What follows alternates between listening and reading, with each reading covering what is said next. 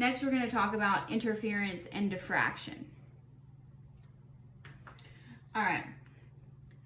The interaction, how waves interact with each other, is called interference. And we tend to think interference is a bad thing, and not necessarily. So you can have constructive interference, and that means the peaks overlap. And so the waves add together to make a larger wave. We call that in phase. When two waves are in phase, they add together and they make one larger wave. You can also have destructive interference, and this is where the peaks actually are opposite. One peak corresponds to one trough, so they actually cancel each other out, or the waves are subtracted, and we call these out of phase or out of sync. Now, if you run light through two slits, there's a great picture of this in the book, it's going to result in what you see as an interference pattern. And that's where it splits the light, and so you get these diffracted waves. So you'll tend to get light that looks like this. So there's light and then there's dark. So light and dark bands. So that's how light behaves like a wave. Now light also can behave as a particle, and this is mentally something that can get confusing, because you think of light, we don't tend to think of light as a particle. So the particle nature of light, we call it the photoelectric effect. And when this happens is metals actually spit out, they emit, so metals spit out electrons when you shine some high energy light on them.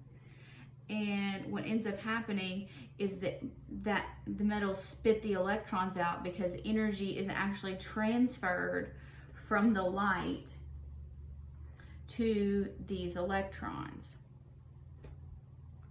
So it's transferred from the light to the electrons. How in the world? And these electrons are high energy and they jump off, which seems very, very strange. It is. Now, experimental observation tells us that a minimum frequency of light is needed before the electrons would be spit out. So it didn't matter how bright the light was, it didn't matter the amplitude, it only mattered the frequency. And we called that the threshold frequency. So, and how long it takes to shine on the light before it starts spitting out electrons was called lag time. So again, it doesn't matter how bright it is. So you could have very high frequency light, even if it's dim, so it doesn't have to be very bright, can cause the electrons to come out without any delay. So Einstein thought about this, and he's the one who came up with a lot of this particle nature of light. And so he said that light energy is actually delivered to these atoms in little packets. And you will sometimes hear them called quanta. That's where we get our word like quantum physics. But more commonly, we call them photons. That's how I will refer to it. So the energy of the photon of light is directly proportional to its frequency. So how much energy it has depends on what the frequency is, and it's inversely proportional to its wavelength. So that is a lot of words. So the energy of one photon, what this says, is proportional to its frequency. So h times the frequency. Or we can plug in our equation for frequency. So we have H. I'm going to talk about H in a little bit. And frequency is also speed of light divided by wavelength. So here, directly proportional to frequency because they're both in the numerator. Inversely proportional to wavelength because wavelength is in the denominator. Now, H is a number that is called Planck's constant. Planck's constant is 6.626 times 10 to the negative 34th, and the units are joule seconds on that. So, because I am not a good button pusher, so 6.626 times 10 to the negative 34th, I'm going to go ahead and store that as alpha H. So, and while you're at it, you can also store the speed of light. And I'm going to save that as alpha C. And that tends to make things go a little bit faster with the button pushing. So make sure you know that. And then, this is going to sound strange, but we also need to know how to calculate the number of photons. So to get the number of photons, you can calculate, you have the energy that's in one pulse of light. So how much, like you just shine a light for so many seconds, and how, so that's going to see total energy of the light divided by the energy of one photon. So some of these might be two-step problems, so you have to be careful here. All right. Again, this is strange math that you probably haven't done before. It's not incredibly related to chemistry, so you do need to know how to do it, but I wouldn't spend a whole lot of time focusing on it. Do the homework, you know, work through it, you know, on the study guide, make sure you understand how it works, but there's a lot more stuff later on in the chapter that I'm going to talk about that's going to be more important.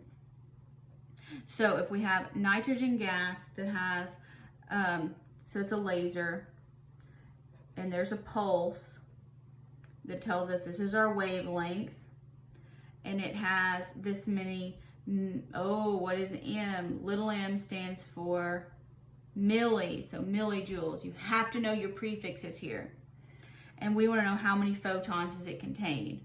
What the heck are we talking about here? So, the first thing we need to do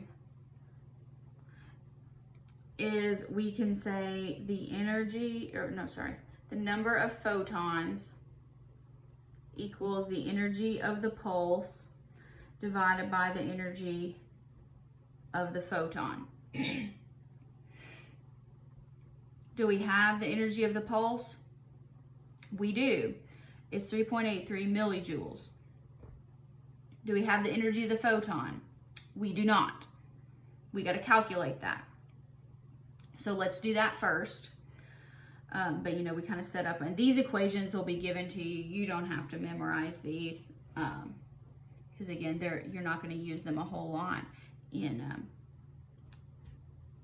chemistry.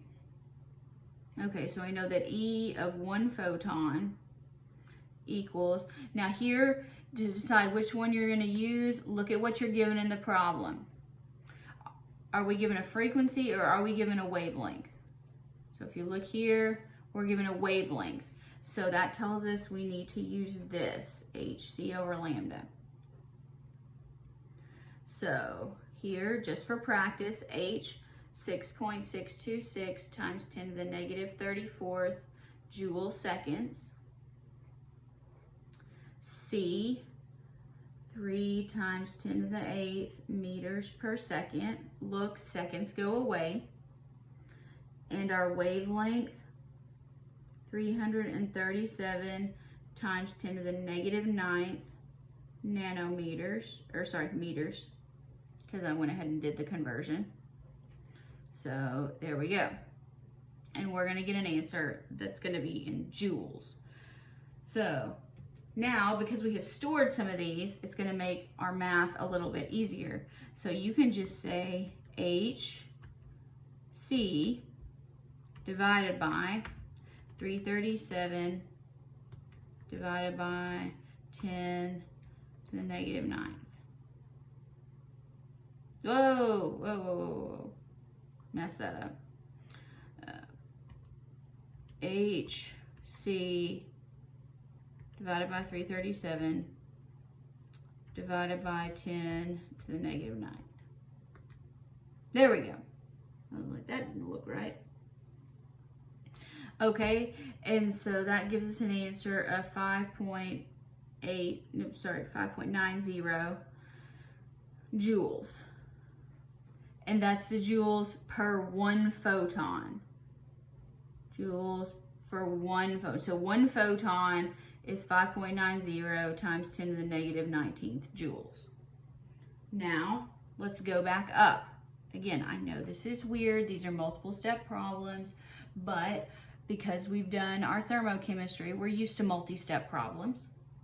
So the energy of the pulse, 3.83 millijoules. Whoa. This is in joules and this is in millijoules. Can we cancel those out? No, let's get it in joules. So we know that 1,000 millijoules is 1 joule, or if you wanted to jumble all that together, times 10 to the negative 3rd, you could do that. And then we want, so that's our energy of the pulse. Let's divide by energy of the photon, 5.90 times 10 to the negative 19th joules per photon. Now look, the only thing we're left with is photons. So let's do that. So here, 3.83 divided by 1,000 divided by 5.90. Actually, you know what? I'm going to go ahead and put parentheses in here. 5.90 times 10 to the negative 19th. Hey, there we go. So be careful with your parentheses. So 6.49 times 10 to the 15th photons. So this is how many little packets of light came from that pulse. Wasn't that fun? So be careful when you do those problems. Let's work a few more problems. All right. Yeah, we'll finish this section and then we'll be done for the day. So here we are given a 100-watt light bulb, and it is spitting out energy at a rate of 100 joule seconds. So that's actually the unit of watt, which is an energy over time. So when you see watt, you have to rewrite it as joule per second. Another reason I don't like physics, lots of derived units. But so if all of the light has a wavelength, how many photons are emitted per second? This seems very, very strange. I know. Okay. So here we know, because this is asking us to find the number of photons per second. So we know that the number of photons equals the energy of the pulse divided by the energy of 1 photon. All right, so we need to know the energy of 1 photon. Because can we figure out the energy of the pulse? Yes, 100 joules per second. So we need the energy of the photon. All right, you may see this as E-pulse or E-total. I tend to like pulse, but all right, so energy of the photon. All right, are we given frequency or are we given wavelength? We are given wavelength. So this here is going to be HC over frequency. So let's write it out. 6.626 times 10 to the negative 34th joule seconds times 3 times 10 to the 8th meters per second. Cancel your units out there. And 525 nanometers. I'm just going to work this out the different way. We know that 10 to the 9th nanometers in 1 meter, if you prefer and you don't like negative exponents, which I understand. All right, again, working these out depending on which way your brain works. Okay, so we have H, that's pi, H alpha C times 10 to the 9th. That's a large number. Let's divide by 525.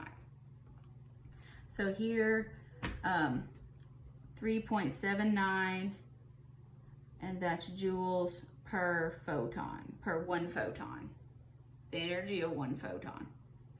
All right, so let's go up here. And so here we have the energy of the pulse, so that's 100 joules per second. And we know that our energy of the photon is, oh, I forgot, times 10 to the negative 19th. I tell you not to forget the power of 10, and I forget the power of 10. All right, well, it's on the calculator anyway. And so this time we don't have to worry about converting because we're already in joules. So we know 3.79 times 10 to the negative 19th joules per photon. Now, what did the question ask us? How many photons per second? Unit check, photons per second. Wonderful. So here, when we have this, let's just do 100 divided by that answer. So that's a whole lot of photons. 2.64 times 10 to the 20th photons per second. That's the final answer. Let's do another one. The energy required to dislodge electrons, that would be our threshold frequency, using the photoelectric effect is 275 kilojoules per mole. What wavelength in nanometers of light has sufficient energy per photon to dislodge an electron from the surface of sodium? Whoa, this seems really weird. Okay. Now, it's not as weird as you think. So let's start with, here we are given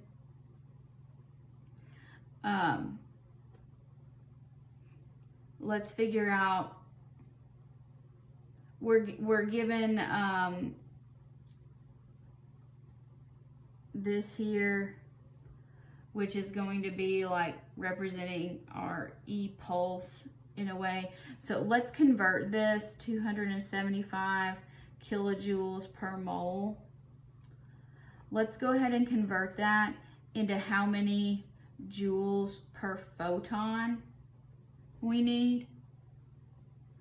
And you're gonna go, how in the world is that gonna work? But let's try this. So we need joules. So let's get to from kilojoules to joules. We know that 1 kilojoule, so see, you gotta know your prefixes. That's a kilo, is 1,000 joules. And how do we get rid of moles? Do we know how many are in a mole? We do indeed. We know that 1 mole is 6.02 times 10 to the 23rd. Times 10 to the 23rd, what? Photons. Here we're talking about 1 mole of photons. Now look, that gives us a joule per photon. How about that? All right, so let's figure out that answer. Again, when I work these problems, I can actually do them in all one step, but because remember, I work problems by units. Y'all don't like that. So I'm not going to go that route. 275 times 1,000 divided by, let's see if we stored it as alpha A. Nope. 6.02. Let's divide by 6.02 times 10 to the 23rd. There we go. So 4.57 times 10 to the negative 19th joules per photon. All right, so here we have joules per photon. Let's relate that to the energy of one photon equals, what does this ask us to find? Wavelength in nanometers. All right, so here we would want to use our HC over lambda because we want to deal with wavelength. Now, we want to find wavelength. So that means we need to rearrange this equation and we'll get HC over E photon, which is what our units would tell us anyway. But let's go with 6.626 times 10 to the negative 34th joule seconds. Speed of light, 3 times 10 to the 8th meters per second. Seconds go away. And now let's divide by the energy of one photon, 4.57 times 10 to the negative 19th joules per photon. So you can say photon if you want to, but there's only one photon. We haven't canceled out meters yet. We need to cancel out meters because this asks us to find nanometers.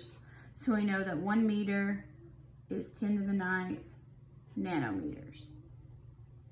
But you don't really need the photon there. All right. Because it was implied, the energy of one photon. All right, so here we go. H times C times 10 to the 9th. And let's divide that by 4.57 times 10 to the negative 19th. 435. Round to the nearest whole number when you're doing these nanometers. All right. Now, I'm not going to do any calculations with this, but I'm just going to tell you about ejected electrons. So one photon that is at the threshold frequency gives the electron just enough energy to escape from the atom. And so we call that the binding energy, and it is represented by the Greek letter phi. Sorry, let's just say binding energy, Greek letter phi.